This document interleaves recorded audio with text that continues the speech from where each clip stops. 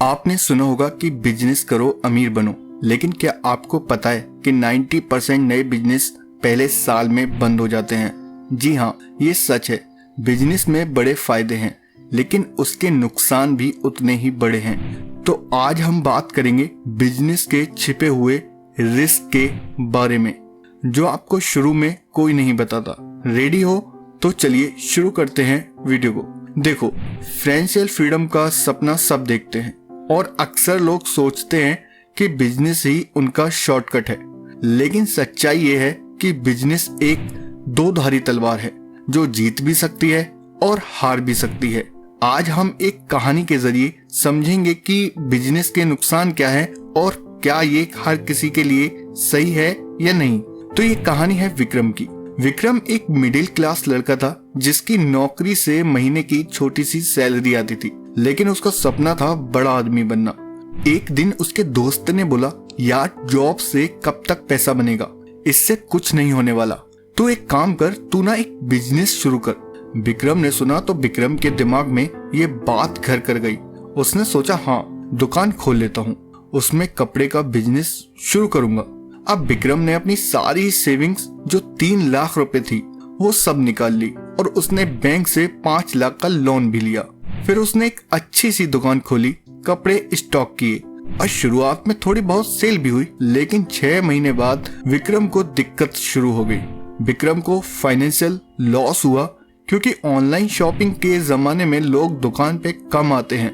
जो कपड़े बचे वो सीजन खत्म होने के बाद बिक नहीं पाए, इसलिए उसका 1.5 लाख का स्टॉक वेस्ट हो गया।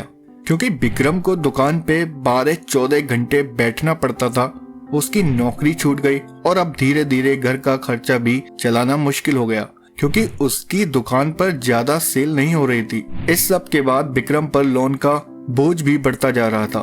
बैंक का लोन वापस करना था और इंटरेस्ट भी बढ़ता गया। हर महीने 15,000 EMI देनी पड़ती थी, जबकि दुकान से 10,000 भी नहीं बनता था।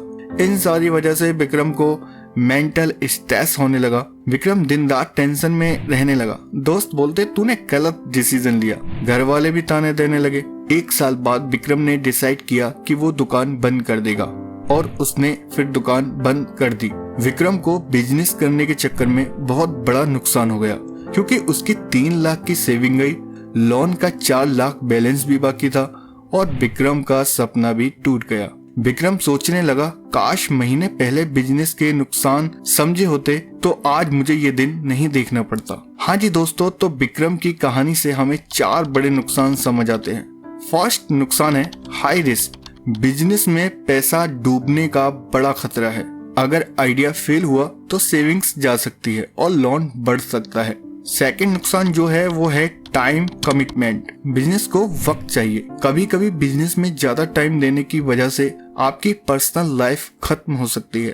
और जो थर्ड नुकसान है कंपटीशन। आज हर फील्ड में इतना कंपटीशन है कि सरवाइव करना मुश्किल है, चाहे दुकान हो या ऑनलाइन स्टार्टअप। फोर्थ नुकसान के बारे में बात करें तो स्ट्रेस और अनसर्टेनिटी है। बिजनेस में गारंटी नहीं है क्योंकि कभी प्रॉफिट होता है और कभी लॉस, इसलिए ये हर किसी के बस की बात नहीं है। तो अब सवाल उठता है, क्या बिजनेस करना गलत है? नहीं, बिल्कुल नहीं, लेकिन ये हर किसी के लिए भी नहीं है और हाँ, और ना ही फाइनेंशियल फ्रीडम का एकमात्र रास्ता है। तो दोस्तों, बिजनेस के नुकसान से डरने की जरूरत नहीं, बस समझना जरूरी है कि आपके लिए क्या सही है। बिजनेस एक रास्ता है, लेकिन अकेला रास्ता नहीं। आपको क्या लगता है, बिजनेस करना चाहिए या इन्वेस्टिंग से शुरुआत करनी चाहिए? नीचे कमेंट में बताएं और वीडियो को लाइक करें, चैनल को सब्सक्राइब करें, क्योंकि रिच माइंड्स के साथ आपका फाइनेंशियल फ्रीडम का सफर जारी है।